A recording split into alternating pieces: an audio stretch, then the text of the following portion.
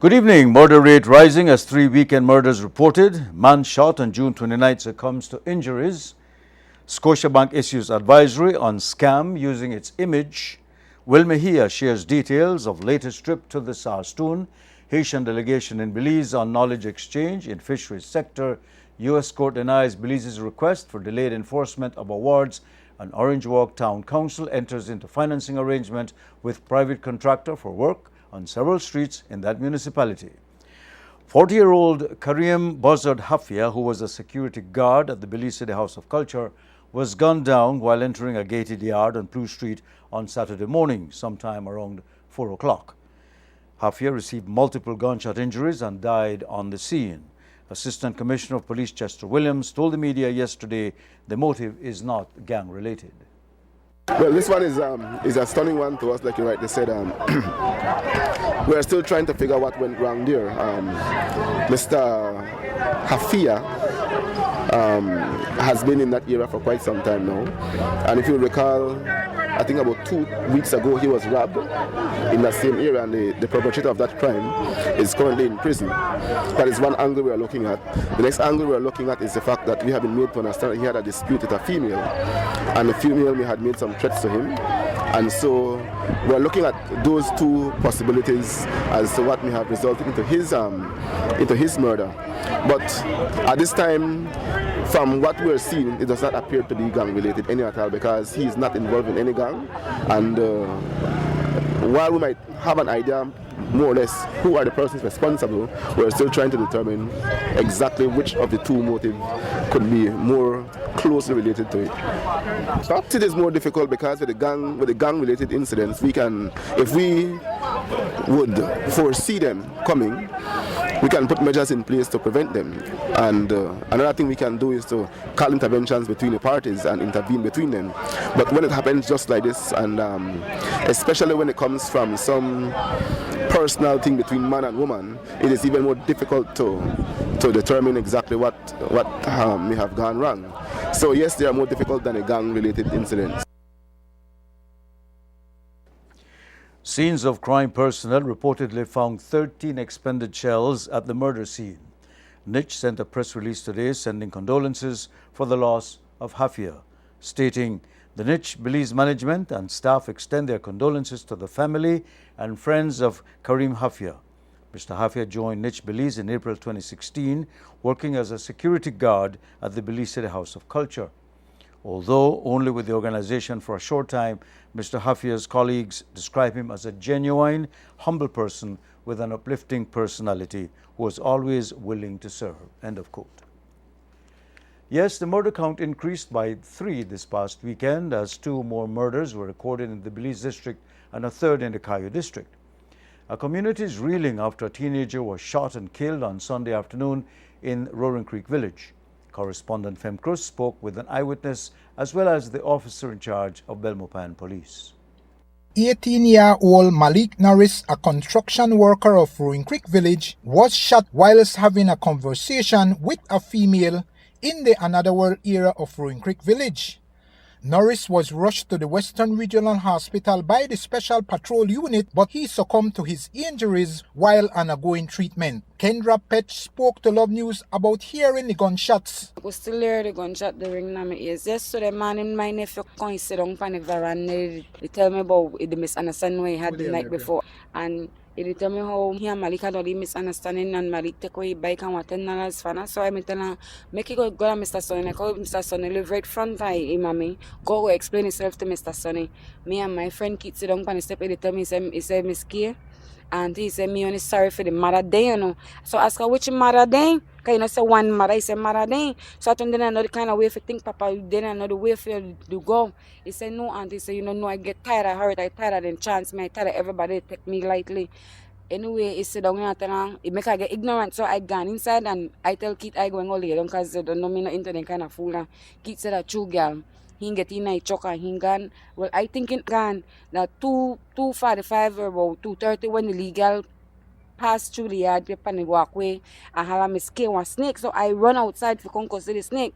When I run outside for come see the snake, my nephew he I don't know if I'm under the house to sleep or what, but I could still sleep in the scene. My face when they jump up, run out there. So same time, Paul Malik, the confound, going one way, going one way. Me going one way. Snake and come help kill the snake, but when must say Malik haul out the knife, Malik must feel like no run out time, but run back for come. I don't know if me come pick up something for help the legal, but when I come outside, I got a piece of pipe. I shot the poly boy for no reason. It just shot that picnic. I come outside and I tell him, please not do that, Papa, because I shot him and I shot him again. I tell him, please not do that in my yard, and I holler for Mr. Jolett, and I saw when Mr. Jolett holler said that what happened, then he gone through the back, and I saw we run out, come help Malik and try get Malik to hospital. But they couldn't do no more better. Police got off from way by gas station, and when they reach out and they call Will and say because they done dead. Senior Superintendent Howell Jolett update us on the investigation. Yesterday, we had an unfortunate incident where Mr. Malik Norris lost his life. What we know so far, it seems that it was an act of retaliation. He might have been involved in a stabbing incident with the accused, and it was the accused who went and as a form of retaliation, fired a shot that fatally wounded Mr. Norris. I want to offer my sympathies to the family and the friends of the deceased. Ever since the incident occurred, we've been in high gears to bring closure to it, because rightly so we need to do that for the family. We've been able to capture the suspect who is in our custody, and I am very pleased with the performance of our officers, so much so that all those who were involved in the investigation will be rewarded monetarily. To tell them thanks, we've already told them this morning that we are so grateful for the work that they did. We've also been able, sometime before 12 last night, we've been able to recover the weapon we believe was used in this shooting. The weapon is a homemade firearm capable of firing shotgun cartridges. It is now in our custody, and it has been processed and will be sent to our lab for further testing. This is Brother Fem Cruz reporting from the nation's capital city, Belmopan, for Love FM. The second shooting in Belize City occurred late Saturday night, not too far from where Hafia was shot. The victim was 29-year-old Roger Banner. Banner is a resident of Roaring Creek. Banner, who is no stranger to the police, was shot and killed on West Canal near the public supermarket while sitting on the rail of the canal bridge talking with his girlfriend. Upon arrival, police observed the lifeless body of one Roger William Banner, who was lying on the street with what appeared to be multiple gunshot wounds to the head and body area. He was transported to the KHMH and was pronounced dead on arrival. Police investigation into that matter so far had led us to 3 persons of interest who are currently in our custody, and we believe that the motive for that murder was drug related. Police believe the incident was drug related and that Banner had some debts he never paid off. From our investigation, there were 3 persons together, but only one of them was armed with a firearm. Nonetheless, if our investigation or our evidence points us to all 3 persons based on the doctrine of joint enterprise, we believe that we'll be able to charge all 3 with his murder. We believe that he was indebted to somebody for some drugs, and that person was the one who put the hit on him. So that's what our investigation is revealing at this time. One man has been detained as the authorities seek 2 more persons in connection with this incident. There was a shooting incident on Neil Penn Road Extension on Friday night whereby 26-year-old Clifford Anderson was shot. Anderson received injuries to his abdomen while he was near an alley that is located by the basketball court in the area. Assistant Commissioner of Police Chester Williams spoke of his condition and their preliminary investigations. I think it was sometime after 9 last night, police were called to the basketball court on Penn Road Extension, and upon arrival, they met one Clifford Anderson who was suffering from a single gunshot wound to the hip abdomen area. He was transported to the hospital and he was admitted in a critical condition. What the doctors were saying was that he had bled internally, and that is a difficult issue, hence the reason he had to go into surgery immediately last night. He went through surgery last night and is currently listed in a critical condition in the hospital. Apparently there was some incident that might have taken place sometime yesterday or the day before, and that was what triggered what took place last night. And it goes back to what I have always been saying, that many of the shootings we're having of recent are not as a result of old beef, but rather things that just happens and it just develops so quickly and resulted into death. As mentioned, Anderson remains in a critical condition. 18-year-old Kent Brooks has passed away due to injuries he received in a shooting on LaCroix Boulevard in Belize City on the night of June 29. Brooks was standing in front of a yard when he and his friend came under fire by a gunman. Brooks died yesterday at the Carl Huchner Memorial Hospital. Assistant Commissioner of Police Chester Williams says they were hoping for him to recover to shed light on the investigation. We want to extend our condolences to the parents of Mr. Kent Brooks. And yesterday morning he was pronounced dead at the hospital, having been removed from life support. We were hoping for the best, that he would have recovered and would have been able to shed some light on that ongoing investigation, but unfortunately that did not materialize. We basically have an idea who is the trigger man behind those two murders, but the difficulty always is getting people to give statement as it relates to what they may have seen in respect of these incidents. And this is where we wish we would be able to get more cooperation from the public, because there were many people around when this incident took place and many people saw what took place, but because of fear, people are afraid to come forward and give evidence or give statements. Yes, they speak to us behind the scene, but to reduce what they have to say in writing is another issue. And so the investigation at this time is at a standstill. We're hoping that maybe someone would come forward and give us the statement that we would need to proceed further with that investigation.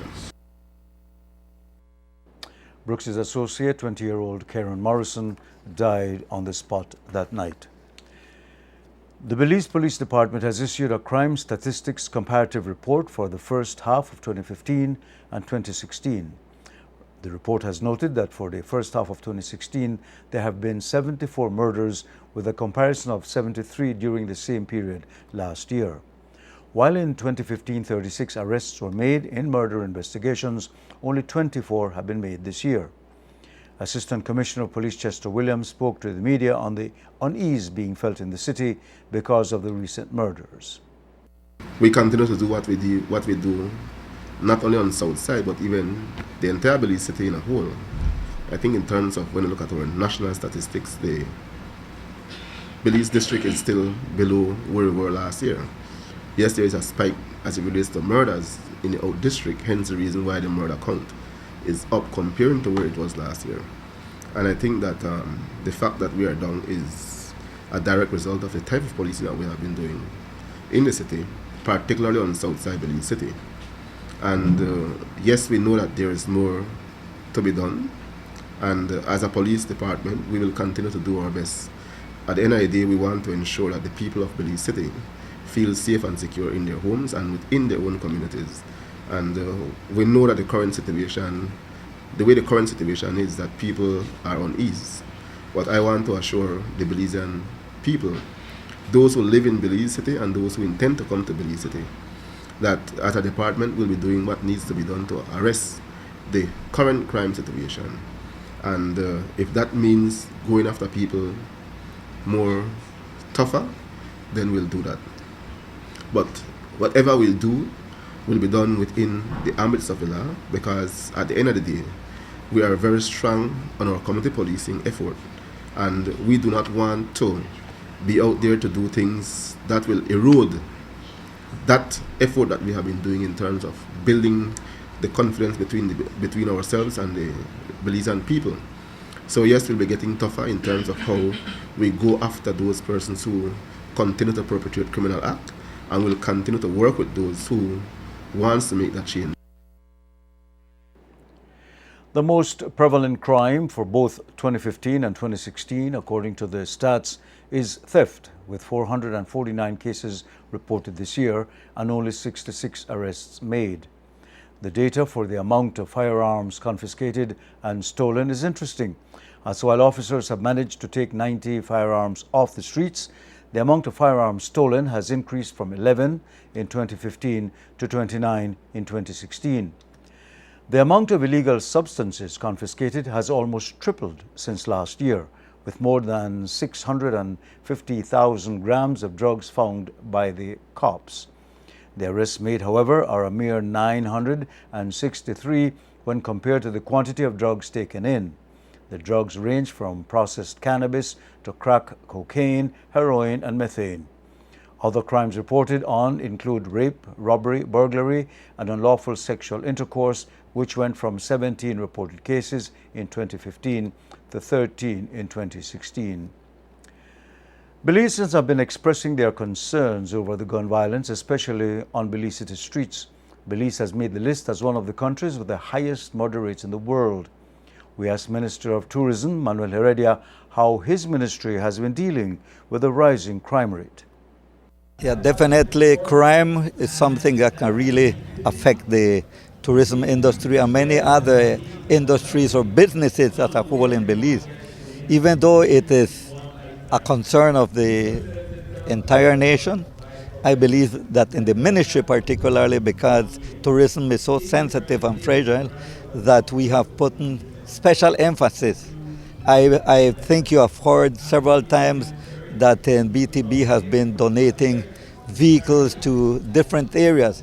I don't know if they have advertised or they have given Hopkins, and if they have gotten, not lately or so, there was a pickup vehicle and 2 motorcycles that was added to Hopkins. San Pedro will be added in the next week or so, another pickup vehicle to brand new vehicles to the police over there, and we are doing that countrywide in Belmopan, Cayo, all those areas. We are trying to make sure that we can do our share to protect this industry that is flourishing. I believe right now when it comes to foreign exchange, tourism is the one that is fast growing and one that is creating probably the biggest foreign exchange to this nation of Belize.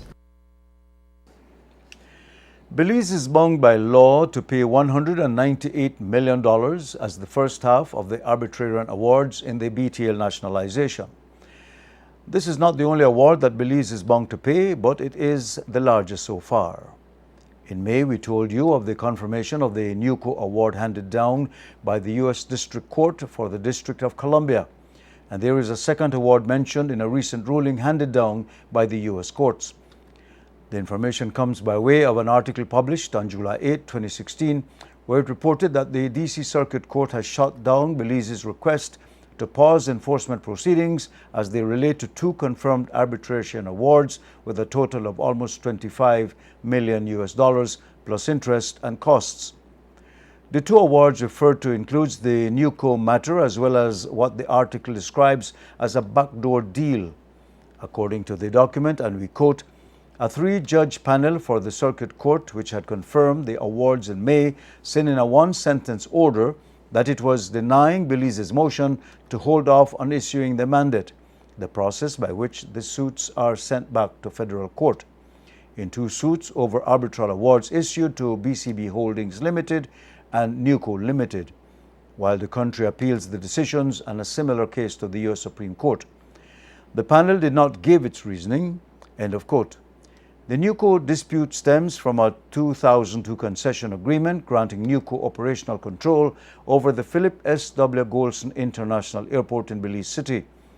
Following the government's decision to terminate the agreement 11 months later, NUCO exercised international arbitration provisions in Miami, which resulted in a $4.26 million award for the company, plus costs and 8% interest per year.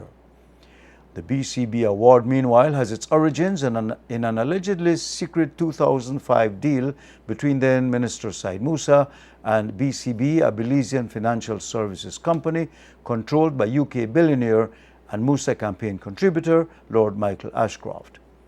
A dispute arose when a newly elected government rejected tax returns that Belize Bank, a BCB holding subsidiary, had filed in accordance with the deal, and the London Court of International Arbitration eventually issued a $20.5 million award plus interests and costs against Belize.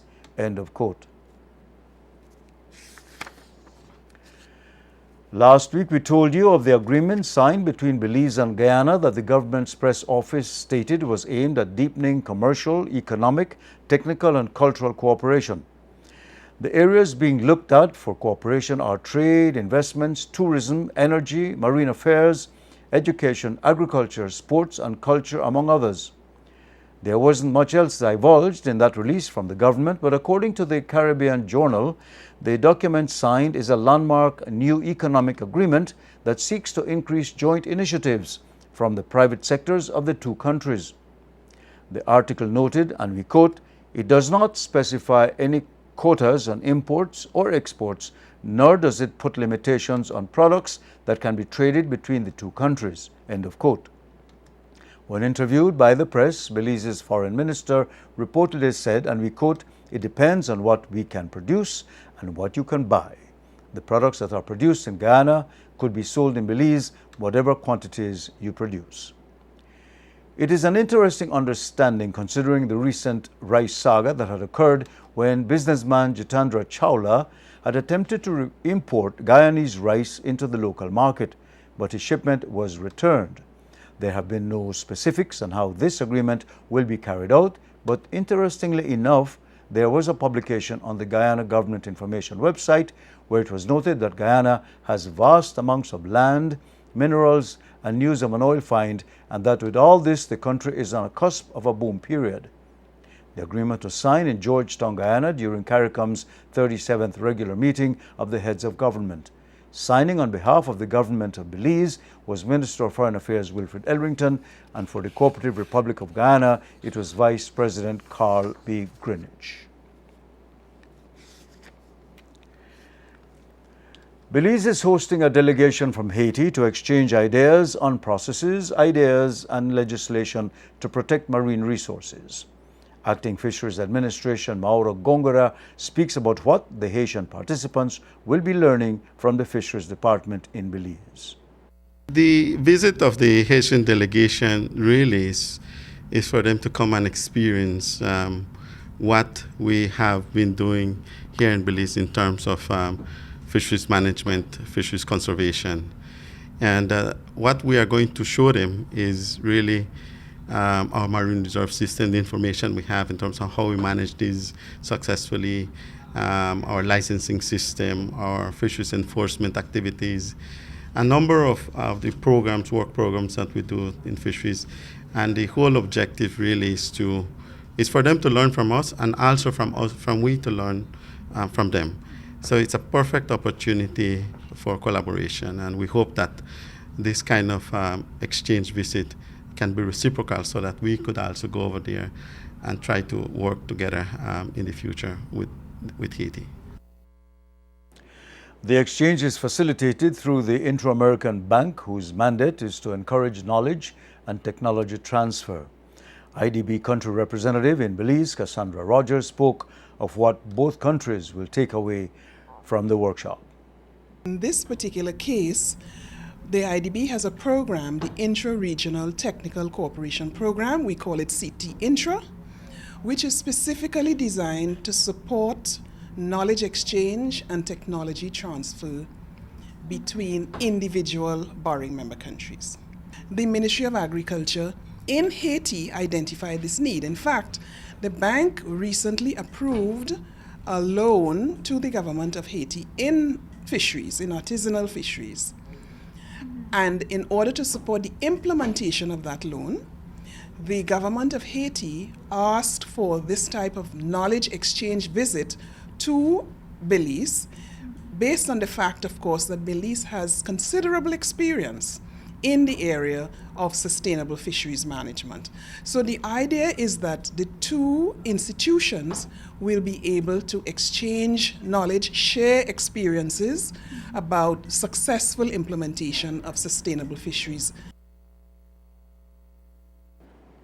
Vice Coordinator of Fisheries and Aquaculture Directorate in Haiti, Laurent Merissier, spoke about the similar state of marine resources in Haiti and Belize. Fisheries activities in Belize and in Haiti are facing in some way the same problem.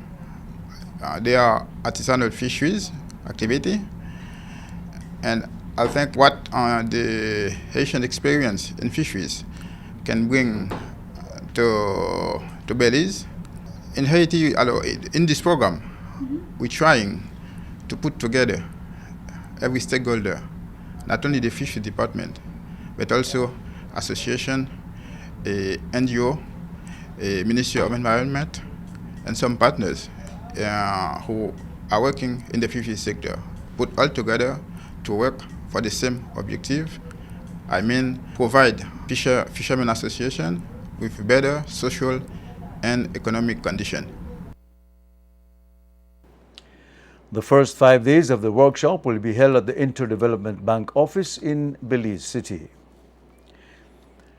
There has been a recent phishing scam going around via email with Scotiabank's logo on it.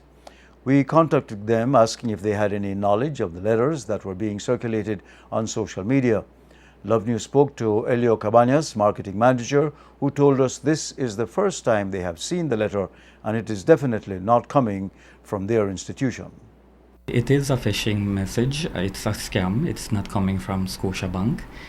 And basically some organizations are targeted, and these sorts of messages are sometimes being put out there, but it's definitely not coming from Scotiabank. This is the first time that I am seeing this kind of message, and so we're placing out a customer advice shortly so that our customers can be informed as well of this taking place, and customers are encouraged not to click on the link because it's and share personal information because it is a phishing message. Cabañas had this advice for their customers. They're trying to access people's personal information and they want to use it to their benefit, as we have been seeing in other similar phishing activities and so forth. So that is usually toward no good purpose, and so as a general best practice, our customers should be very cautious of this, alert of it, and not be providing any kind of undue personal information on any kind of banking online service. We would never be requesting information or be sending out emails like that requesting them to click on a link to activate their accounts which have been deactivated. I mean, that's not a standard practice that we keep here at Scotiabank, and so from the time that they're prompting you for that kind of information via an email, it is very suspicious, and we would never do that, you know, in that manner. So then it's just a matter of exercising due care with regards to these emails and not provide such information as requested. The letter has been sent to those who are banking with Scotiabank as well as those who are not. Well, we have heard of the work of the Belize Police Department in combating crime. We have heard of farmers in the north seeking alternatives to the sugar industry, and we have heard of environmentalists fighting for sustainable development. What we are yet to hear about is the fight against the illegal fishing activities taking place in the Sarstoon River. It is an issue that has been brought up time and time again, with activists appealing to the government of Belize to have the issue addressed, whereby the Guatemalans are coming over to our waters to fish. Will Mejia of the Belize Territorial Volunteers took a trip to the Sarstoon yesterday and spoke to Love News on what he found. Yes, we left Punta Gorda about 8 o'clock yesterday morning and on our way to the Sarstoon. And just before we get to the mouth of the Sarstoon, just north of the forward operating base, less than a mile, we encountered close to 20 Guatemalans that were fishing illegally in Belize waters using gill nets. And I just find that, Belizeans, you hear every time that fisheries are enforcing the laws against Belizeans, and I believe that it is time for fisheries to also apply the laws against Guatemalan birds. Even the people stationed at the forward operating base, when they first opened up the forward operating base, they said that they were going to use it to enforce the laws. Now, there was no Guatemalan military presence as far as we could have seen, but we saw a lot of illegal fishing taking place. As for the military presence, Mejia says the Belize Defense Force soldiers were posted in the area, but he had only gone as far as the mouth of the river. And I'm just puzzled as to why the enforcement agency there, whether it's Coast Guard or BDF or police, that's stationed at the forward operating base, is not enforcing the fisheries regulation. Because clearly the guys were illegally fishing, plus they were not only illegally fishing, but they were using gill nets with small mesh size, less than an inch, which is clearly illegal under Belize's fisheries regulation. So I would just hope that, that they don't just arrest Belizeans, because if Belizeans were doing this, they would have been arrested. So we would like that, the law gets enforced across the board, not only on our own Belizeans, but also on the Guatemalans that are clearly breaking the fisheries regulation. Incidentally, yesterday a group of 7 Guatemalan activists ventured into the Saskatoon from Puerto Barrios, Guatemala. In a post made to the Belize Este Guatemala page, there was a call for more Guatemalans to unite and form an organization that would help and would lobby and help Guatemala to get back Belize. There is continuing street works around Orange Walk town. This weekend, we spoke with Mayor Kevin Bernard, who shared the details of the ongoing works. Mayor Bernard said they had hoped to float a bond to do the much-needed street works. However, that did not work out. The Orange Walk Town Council had mentioned before that we had initially wanted to raise a municipal bond. Unfortunately, we did not get to do that. However, we looked at other options, and so we passed a resolution where we decided to get into a financing arrangement with a private contractor. This will allow us now to see the refurbishment, rehabilitation of 10 major outlets in our town. In addition to those 10 streets, however, we are also doing other streets that the council had already been engaged in over the past few months. For example, the street right here at San Andres in front of Muffles, that was really dilapidated. We are going to be resurfacing that, putting 2 coats of paving. We have yesterday placed the first prime coat on Betias Lane. That's the street that runs in front of the Popular Bakery and connects to the highway. Of course, in addition to those streets, we have the other streets such as the Otter Street, Progress Street. We want to pave Tate Street that runs in front of Chapels High School, Chapels Primary School. We also have the connecting street, which is Munoz Lane. We are also going to be doing Cinderella Street. That's another major street. We want to save that street, so we want to be resurfacing that again and put 2 coats of paving also on that street. We are also going to be seeing the paving of Oleander, the 2nd coat being placed on Oleander Street. We had recently done that a few months back, and so we go putting down the 2nd coat, and also Orchid Drive. That's the street that runs from the Northern Medical Plaza down to Clark Street. Those are some of the main ones. In addition to those other streets that we, as part of this project, we are also working on San Francisco Street. That's another street that was really going, and a portion of Stadium Street, which we are resurfacing as well. So in total, we're talking about right now, within the next 2 months or 3, you should see the paving of almost 13 streets being done here in Orange Walk. Mayor Bernard shared that following the first phase of the project, a number of other streets will be given attention. He said the project will cost about $1 million. Well, we are talking about no less than $1 million. A little over $1 million this project is costing us. But this is going to be paid off over a period of time. We are talking about between 8 to 10 years, where of course consecutive council will have to bear the cost, but at the end of the day, it's a benefit to the people of Orange Walk Town. We couldn't afford to pay the whole $1 million in just the end of this term, and so we had to ensure that we could have looked at it, and it's so unique that we have a split council, so we were able to make that decision together, and so that at the end of the day, it benefits all our residents. Mayor Bernard said there are plans for some work to be done at the Fort Cairns market next year as part of a project funded by the European Union. Right now our focus is on street infrastructure. I had mentioned these streets just now, but simultaneously the council will also be working on other areas in the east. For example, we want to focus on Rio Bravo Street. We want to be able to reseal that street. We want to work on portion of Liberty Avenue that is also in a terrible condition. We want to put the second coat on Mahogany and Sapadilla Street. We're talking about Nargosta and Santa Maria Street. Those are another connecting streets. We want to reseal, put the second coat on Muffle Street. That's another street. I forgot to mention that Santa Ana Street was also part of these 10 original streets. That's the one that runs from Shell to Nahil Mayab. As well, in the lower Louisiana area, there are certain streets like Cabbage Street, Tangerine Street, Palmetto. Those are streets that all connect each areas. And so we want to be able to, within now and the end of this term, having looked at the project and looking at our finances, of course, we're going to be stretching out those projects, and so that we could, at least by next year, mid-June, we should be completed with these works. And so you should see at least about overall, about 20 streets being further uplifted. So I think that is going to be good. Of course, at the same time, we are looking at the enhancement of the market area, the Fort Cairns market, through the EU funding.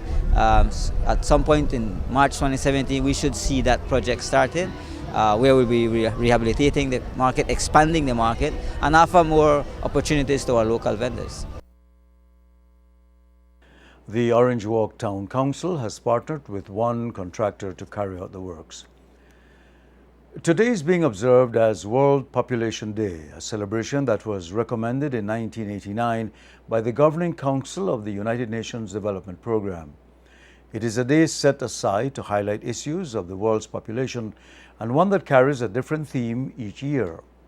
For 2016, the issue being focused on is that of teenage girls and their challenges when their parents or communities deem them fit for marriage and motherhood at a young age. Other issues being looked at are their limited or non-access to information on health, human rights and reproductive rights, which leaves them vulnerable to illness and or exploitation. In a message by the Secretary General of the United Nations, Ban Ki-moon, he wrote, and we quote, "Just when girls should be in school and imagining the possibilities ahead, too many are held back from pursuing their ambitions by social and cultural traps. While a boy's options and opportunities tend to expand when he becomes an adolescent, those of a girl too often shrink. Half of all sexual assaults worldwide are committed against girls aged 15 or younger. In developing countries, 1 in 3 girls is married before she reaches 18, and teenage girls are less likely than teenage boys to start or finish secondary school. Rectifying these inequalities is critical for the success of the 2030 Agenda for Sustainable Development. That is why it includes the specific goal of achieving gender equality and empowering all women and girls. On this World Population Day, I urge all governments, businesses, and civil society to support and invest in teenage girls. Everyone deserves the benefits of economic growth and social progress. Let us work together to ensure a life of security, dignity, and opportunity for all." This year's theme is investing in teenage girls. The Belize Tourism Board held its Taste of Belize competition at the Muffles College Auditorium in Orange Walk Town. Minister of Tourism and Culture said the event is a very important one on their calendar of events. This is a way where our culinary experience can be shown, where the public can get to taste the best of the different people that will be here today cooking, and also in beverage. In beverage, there will be a number of people that also will be tasting the quality of beverage that can be prepared in Belize both and a lot of them locally made. And then that is what we try to showcase over here, that Belize has quality, the Belize has standards, and we continue to improve. And at the same time, encouraging our chefs and our bartenders to make sure that they participate. Competition is not only about winning, but also improving the quality of your product. For the BTB's standard coordinator, Lenya Yusakawa, it was the perfect opportunity to showcase what makes Belize unique. We have 5 competitions going on during the event. We had the amateur cook competition, the cupcake decorating competition, and the cake decorating competition. And we are to have tonight the Bartender of the Year competition and the Master Chef, which is the highlight of the event. And as you can see, we also have a bit of everything. So as the name implies, Taste of Belize, everybody has the opportunity to get a little bit of taste of everything that Belize has to offer. We are a country rich of cuisine, so we have everything from ceviche to wings to tamales to desserts and drinks, including mojitos, our local liquor companies, even micheladas are here. We recognize that, as mentioned earlier, Belize is a country full of culture, full of talent, and Taste of Belize was an event that we thought would have been perfect to showcase exactly that, the talent that our Belizeans have, that is in cuisine. So Taste of Belize brings about and brings together people from all over the country, competitors from all over the country. We have representation from Placencia, from Cayo, from Orange Rock, Keycocker. They come together and they want to show who is the best. So, and if you get the title of Bartender of the Year, Master Chef of the Year, you get the title for yourself and that great recognition among everybody and all the stakeholders in the country. Eva Longoria from Ranchito Village in the Corozal district walked away with a Master Chef prize. The amateur chef title was won by Kevin Chi of San Ignacio Restaurant. Mark Jacobs from Hamanase Resort in Hopkins Village won Bartender of the Year. Maria Urbina of Orange Walk Town won Cake Decorator of the Year, while Adrian Young of Belize City won Cupcake Decorator of the Year. Last Friday saw the signing of an agreement between the government of Belize and farmers in the north that seeks to increase the supply of sheep and thus creating an alternative for those who once made up a part of the sugar industry. The agreement is being done with a grant from the European Union and the Food and Agriculture Organization FAO, as explained by Dr. Jerome Thomas, the FAO representative in Belize. And about 2 or 3 years ago, they allocated 800,000 euros to assist farmers in northern Belize. They invited organizations to apply to be responsible for implementing a project to assist the farmers. So the FAO applied and was successful. And we identified 3 commodities to focus on: onion, honey, and sheep, that we would use to improve production of farmers in northern Belize. So the focus is on Corozal and Orange Walk. And we're assisting the farmers to improve their production by using a method called Farmer Field School, so that they've been trained how to improve production. We also provided inputs. So like in this case, we're providing sheep, we're providing farmers to improve their pastures, and the farmers will get other inputs that will assist their production practices on the farm. Right, the total cost is €1 million, which is about $2 million Belizean dollars. So of that, 800,000 euros or 1.6 million Belizean dollars are coming from the European Union. 200,000 euros or 400,000 US dollars, 400,000 Belizean dollars will be coming from the FAO. The Ministry of Agriculture will be assisting by in-kind, but the cash would come from the European Union and the FAO. Some farmers who will be a part of this sheep value chain project have expressed hope and positivity in the up-and-coming industry. I am a sheep farmer, but I do not own the sheep. You, the customer, own the sheep. You tell us, I want quality meat. That would be our goal, to work and have quality meat. At the end, we have value for money. So that is what this will help us so that we could grow that way.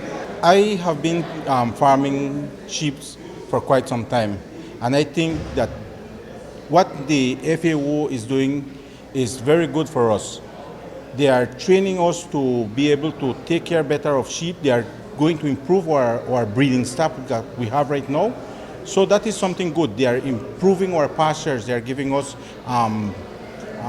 protein banks and improved grasses so that we can grow better, healthier animals so we can get a better price for our animals. I think this is a good thing that the FAO is doing and the European Union along with the Ministry of Agriculture, because they are looking at small farmers so that they can get a better way of life through the implementation of a sheep production. And I think this is something good which will help a lot of families here down in the north, since we know that the cane is going down. So we are trying to bring it up with this, and this is something good.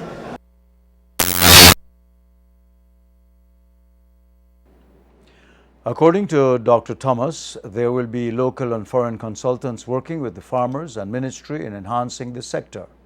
Love News spoke with Chief Executive Officer in the Ministry of Agriculture, Jose Alpuche, who told us that the domestic demand for sheep meat exceeds production and the prices are very high. With this project, it is anticipated that production will expand and the quality of meat will improve with the upgrade of the sheep. There will also be the implementation of a registry and the building of a base on which the industry can expand in order to export.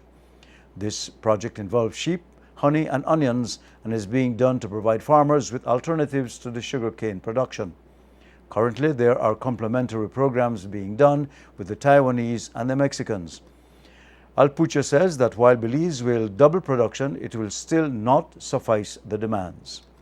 Present at the event was Gaspar Vega, Minister of Agriculture, Fisheries, Forestry, the Environment and Sustainable Development, Chief Executive Officer Jose Alpuche, Dr. Jerome Thomas, FAO Representative for Belize, Jamaica and the Bahamas, Venezuelan Chargé d'Affaires, His Excellency Mikel Castillo, Northern Belize farmers, and other invited guests. The fishing community in Belize is an integral aspect of Belizean life. For hundreds, fishing is the main source of income and has been so for generations. With global changes, one of which is climate change, marine resources have dwindled and the need to create more sustainable usage patterns has become a priority in Belize. The need to pass legislations and policies to protect marine resources has surged, but in some cases the force of tradition and modernity has clashed, as was evident in the Crooked Hall Day last month. Acting Fisheries Administrator Mauro Gongora spoke with us about these situations, stating that communication is key. Belize Fisheries Department has, over the years, maintained a strong working relationship with the fishing community. In fact, I can tell you, nothing happens in fisheries without the fishers' participation and support. And so these initiatives that we are putting in Belize, such as the Managed Access Program, is being successfully implemented because of that full participation of the fishing community. I think if there is good communication and collaboration between government and these fishers groups, I think much can be accomplished and to the benefit of the fishing community. Vice Coordinator of Fisheries Aquaculture Directorate in Haiti, Laurent Mercier, who is visiting Belize on a knowledge exchange mission, said the need to take into account the fishermen's livelihood is of utmost importance. Fisheries activity areas in Haiti, this is the only opportunity that provides jobs. So there are, we have to consider this problem from two phases. The first is to manage. The second is to create job. Sometimes we cannot say to fishers to stop fishing in order to contribute to better management. But we need to consider one more side, the management, and the other side, the creation of job. Donc, we are on that way, creating job without destroying the resource. Administrator Mauro Gongora mentioned that agencies and organizations need to ensure that local communities understand the need for policies. On July 1, the UNESCO committee that oversees endangered World Heritage Sites met to discuss the status of World Heritage Sites on the endangered list, one of which is the Belize Barrier Reef. Unfortunately, the Barrier Reef was not removed from the list. Acting Fisheries Administrator Mauro Gongora spoke about what the department is doing to help remove Belize from the endangered list. The Belize Barrier Reef plays an important role for fishing, for tourism, and for recreational activities. And we also want to maintain our status as a World Heritage Site. What we are doing is as you know, government has passed legislation to prohibit the exploration of oil in certain areas along the reef, and that is just one of the activities. But we're also having this set of network, I would say, of marine reserves along the Belize Barrier Reef in strategic locations, which what it does in essence, it provides protection, full protection to the resources, the ecosystems in those areas. And so it is not just one activity that will help Belize to be taken out of that list. It's a number of activities that we are doing. We're doing the replenishment zones, which is the expansion of the no-take zone, the marine reserve network, the prohibition of these oil explorations in certain areas and on the reef. And so it's a combination of factors. Last week, 3 key organizations, World Wildlife, the Belize Audubon Society, and Oceana held a conference in which they discussed government's weak spots in protecting the barrier reef and recommendations of policies to ensure the removal of the barrier reef from the endangered list. Rural health nurse Isabel Palma, who has passed away, was remembered over the weekend in southern Belize. Palma Hong has that story. Polyclinic in San Antonio, Toledo bears the name Nurse Isabel Palma Polyclinic in honor of the late Nurse Isabel Palma, who was honored with a special centennial ceremony hosted by staff of Nurse Isabel Palma Polyclinic. During official ceremony, welcome remarks were said by Southern Deputy Regional Health Manager Ruth McDonald. Guest speaker was Minister of State for Primary Healthcare and NHI Honorable Angel Campos, who also officially presented a centenary plaque in honor of Nurse Isabel Palma to her daughter Cami Palma. We always remember the hard work of Nurse Isabella Palma, the hard work, kindness, devotion, and infinite desire to serve the people of rural Toledo and Belize. In the days when the rural Toledo district had not a single paved road, Nurse Isabel Palma was there to ensure that people still had access to the health services they required. Minister of State Angel Campos. Thereafter, a very grateful Cami Palma spoke at the special event in honor of her mother.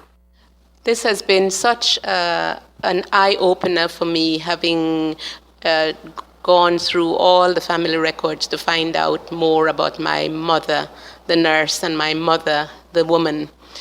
One of the things I have realized is, and I didn't know before, is that she did not start nursing until she was 33 years old. She had studied before, 30 to 33, took up her first posting in Roaring Creek when she was 33 and continued for 27 years.